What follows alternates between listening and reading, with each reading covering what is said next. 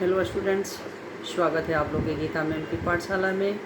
आज मैं आप लोगों के लिए लेकर आई हूँ क्लास 11 आरोह बुक से मियाँ नसरुद्दीन कहानी। जो मियाँ नसरुद्दीन कहानी है, इसको लेखिका कृष्णा शोभती ने लिखा है। ये जो कहानी है, इसकी लेखिका का नाम है कृष्णा शोभती। तो इस हिंदी के साहित्यिक संसार में अपनी दीर्घजीवी, मतलब कृष्णा शोभती के बारे में बताया गया है। कि क्यों बताया गया है उनके बारे में? क्योंकि वे एक हिंदी की प्रसिद्ध लेखिका थी, इसलिए।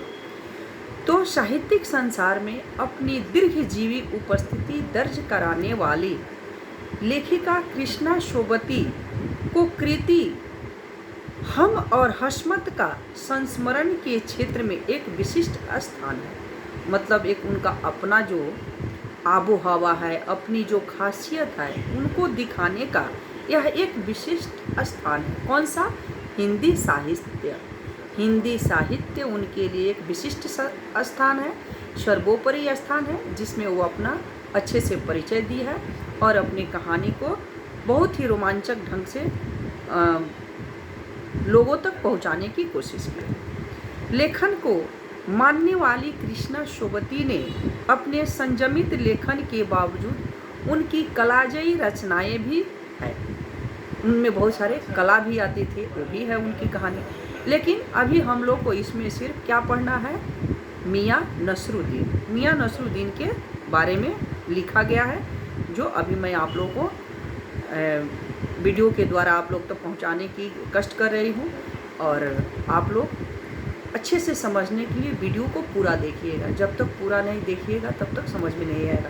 ये नहीं कि 1 मिनट 10 सेकंड सुनिए और बंद कर, फिर आप लोगों को कहानी समझ में नहीं आएगा और मुझे वीडियो बनाने से भी कोई फ़ायदा नहीं होगा।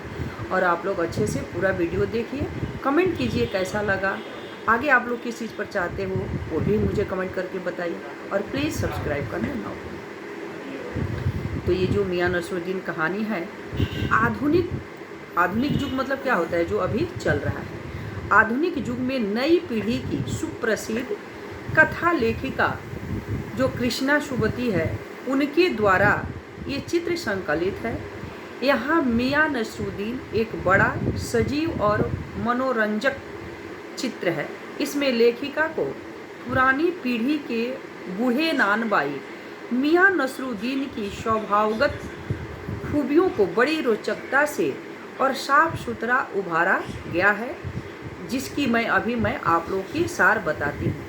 बूढ़े नानबाई किसको कहा गया है? जो मियाँ नसरुद्दीन है उनको कहा गया है।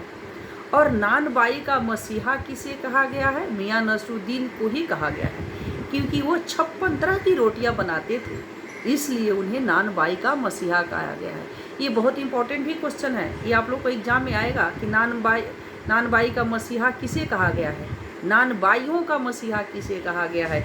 एक शब्द का भी आंसर आप लोग को आ सकता है, एक लाइन का भी, 1 वर्ड 1 सेंटेंस का भी आंसर आप लोग को देना पड़ सकता है।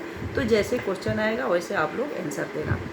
तो आप लोग को समझ में आ गया होगा कि नानबाइयों का मसीहा किसे कहा गया है? मियाँ नसरुद्दीन को। मियाँ नसरुद्दीन ख़ानदानी नानबाई है। मतलब जो मियाँ नसरुद्दीन थे, उनके जो बूढ़े बुजुर्ग थे, नानबाई मतलब जो रोटी था वो बनाने वाले थे, और उन्हीं के द्वारा ये रोटी बनाने की कला मियाँ नसरुद्दीन ने सीखा था। लेखिका एक दिन दोपहर के साथ जमा मस्जिद के आड़े पटियाला के गढ़ैया मोहल्ले की तरफ, वहाँ एक छोटी सी दुकान पर पटापट आटे का ढेर सानते देखकर वहीं रुक गई। देख रही कि इतना जल्दी जल्दी आटा क्यों साना जा रहा है। ये कौन सा जगह था? मटिया महल। वहाँ पर रुक गई। रुकने के बाद पूछने पर पता चला कि यह एक ख़ानदानी नानबाई मियाँ नसरुद्दीन का दुकान है। जो मियाँ नसरुद्दीन थे, 56 किस्म की रोटियां बनाने के लिए प्रसिद्ध है। लेखिका ने अंदर झांका तो मियाँ नसरुद्दीन उन्हें ग्राहक समझकर बोले। मियाँ जो नसरुद्दीन थे, लगा कि कोई कस्टमर है, रोटी खरीदने के लिए आया है, तो उन्होंने बोले कि फरमाइए, मतलब बोलिए क्या कहना चाहती हैं। लेखिका ने उनसे कुछ सवाल पूछने के लिए आग्रह किया। लेखिका ने बोली कि क्या मैं आपसे कुछ क्वेश्चन कर सकती हूँ, कुछ पूछ सकती हूँ? मियाँ ने पूछा कि तुम अखबार नवीस तो नहीं हो? अखबार नवीस मतलब जो पत्रकार होते हैं, पेपर प्रकाशित करने वाले होते हैं। मियाँ नसरुद्दीन ने पूछा कि आप तो कोई अखबार नवीस तो नहीं हो? उत्तर में ना मिलने पर मियाँ ने प्रश्नों के उत्तर देने के लिए हाँ कर दिया, क्योंकि जो मियाँ नसरुद्दीन थे उन्हें पत्रकार बिल्कुल पसंद नहीं थे। उनसे तरह तरह के वो जो प्रश्न करते थे, क्वेश्चन करते थे, वो एकदम बेहुदा लगता था, बेतुका लगता था उनको ये सब क्वेश्चन करना। इसीलिए जो मियाँ नसरुद्दीन थे, कृष्णा सोबती से पहले ही पूछ लिए कि आप क्या अखबार नवीस तो नहीं हो? तो उन्होंने बोला नहीं, मैं अखबार नवीस नहीं हूँ। इसलिए जो भी उन्होंने क्वेश्चन किया उसका उत्तर मियाँ नसरुद्दीन देते गए। लेखिका ने पूछा, तरह तरह की रोटियां बनाने आपने कहाँ से सीखा? मियाँ नसरुद्दीन ने क्रोधित नज़रों से लेखिका की ओर देखा और कहा कि नान बाई इल्म लेने कहाँ कोई जाएगा? जो नान बाई इल्म है, जो हुनर है, वो कहाँ लेने कोई जाएगा? इस नगीना साज के पास, क्या आईना साज के पास, क्या मनी साज के पास? यह तो हमारी खानदान पेशा है। मतलब बोले कि क्या जो रोटी बनाने की कला है वो मैं क्या मीना साज के पास जाऊंगा, क्या आईना साज के पास जाऊंगा, क्या नगीना साज के जाऊंगा? यह तो हमारी खानदानी पेशा है। मैंने जो भी सीखा अपने पिता से ही सीखा है। हमारे पिता का स्वर्गवास हो जाने पर हम उनके ठिये पर आकर बैठ जाते हैं। ठिये मतलब जगह, जिस जगह पर मियाँ नसरुद्दीन के पिताजी बैठते थे उसी जगह पर मियाँ नसरुद्दीन आकर बैठ जाते। फिर लेखिका ने प्रश्न किया, आपके पिता? मियाँ ने जवाब दिया, हमारे पिता वालिद साहब मशहूर थे, मियाँ बरकत शाही नानबाई गढ़िया वाले के नाम से, और हमारे दादा आला नानबाई मियाँ कल्लन के नाम से प्रसिद्ध थे, और इन्हीं नामों से उन लोगों को जाना जाता था। फिर लेखिका ने तीसरा प्रश्न किया, आपको इन दोनों में से किसी की भी कोई नसीहत याद है? मतलब लेखिका ने पूछा कि ये जो दो जन थे, आपको किसी ने कोई किसी तरह की तकलीफ दी है, वो क्या आपको याद है? लेखिका ने कहा, तो मियाँ आपने सीधे ही नान बाई का हुनर सीख लिया?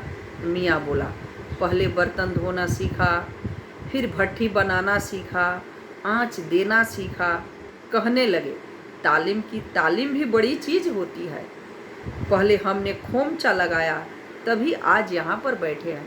मतलब ये चीज़ आप लोग भी जानते हो, किसी चीज़ को सीखने के लिए इंसान अचानक अपनी जो सबसे बड़ा जगह होता है उस पर नहीं पहुंचता है। उसके लिए छोटे छोटे चीज़ों से सीखना पड़ता है, बहुत सारी परेशानी झेलना पड़ता है, तब जाके कोई भी इंसान अपने लक्ष्य को प्राप्ति करता है। आज मान लो आप लोग स्टूडेंट हो, कल को कोई IAS अफसर बन गया, कोई डॉक्टर बन गया, कोई इंजीनियर बन गया, कोई जज बन गया, तो क्या आप लोग अचानक जाके उसकी चेयर पर बैठ जाते हो? उसके पीछे की आपकी जो कहानियाँ हैं, आप लोग जो प्राइमरी सेक्शन से लेकर सीनियर सेक्शन में जो गए, स्कूल में कितनी परेशानी हुई, टीचर की डांट सुने, पेरेंट्स की डांट सुने, मार सुने, सब कुछ किए, बारिश में भीगे, ठंडी में गए, गर्मी में धूप सहे, सारे चीज़ों के बाद आप लोग की ये लक्ष्य की प्राप्ति होती है। तो बड़ा लक्ष्य पाना इतना आसान नहीं होता है। बड़ा लक्ष्य पाने के लिए बहुत तरह तरह की हमें दिक्कतें और असुविधा होती है, उसका सामना करना पड़ता है, कठिनाइयों का सामना करना पड़ता है, तब जाकर हम अपने बड़े लक्ष्य को प्राप्त करते हैं। लेखिका ने पूछा, क्या यहाँ और भी कोई नानबाई है? मियाँ ने कहा, बहुत तेरे हमारी खानदानी नहीं। कहने लगे कि हमारे बुजुर्गों से बादशाह सलामत यूँ ही कहा था कि मियाँ नानबाई कोई ऐसी चीज़ बनाओ जो न आग सके न पानी से बने। एक नानबाई था, एक जो बादशाह था, वो आकर नानबाई को बोला था कोई ऐसी चीज़ बनाओ जो न पानी से सने और न आग से पके। उन्होंने ऐसी चीज़ बनाई जो बादशाह सलामत से खूब खाई और खूब सराई। पकवान का नाम पूछने पर कहने लगे, हम नहीं बताएंगे।